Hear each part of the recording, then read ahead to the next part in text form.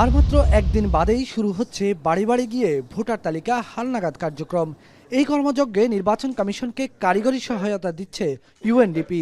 সংস্থাটির পক্ষ থেকে নির্বাচন কমিশনকে প্রদান করা হয় ল্যাপটপ, স্ক্যানার সহ নানা ধরনের যন্ত্রপাতি। রোববার ইসি সচিবালয়ে হস্তান্তর প্রক্রিয়া শেষ করে গণমাধ্যমের সঙ্গে কথা বলেন প্রধান নির্বাচন কমিশনার।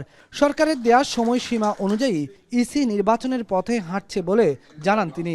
বলেন, কমিশনের পক্ষ থেকে কোনো রাজনৈতিক বক্তব্য দেওয়া হবে না।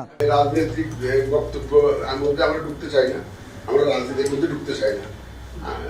আমরা কারণ বিধিবিধান সিস্টেমের মধ্যে থাকবো, একদম clean slate.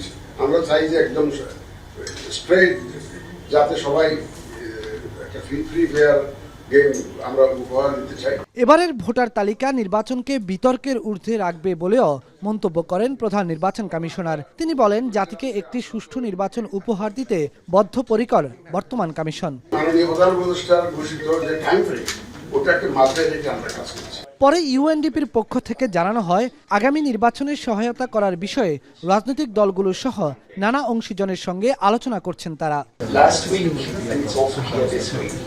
They will continue to consult with the political parties, with the government, with civil society, and other actors, and then give the recommendations on what kind of election support that the UN can provide together to Bangladesh.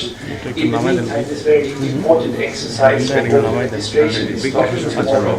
So we have gotten a special permission to start supporting the Bangladesh Election Commission before the mission is finalized. গত 2 জানুয়ারি খসড়া voter তালিকা প্রকাশ করেছিল নির্বাচন commission.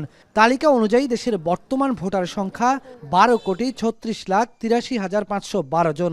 আগামী 2 March চূড়ান্ত voter তালিকা প্রকাশ করবে নির্বাচন কমিশন। বেলায়েত হোসাইন, এখন, ঢাকা।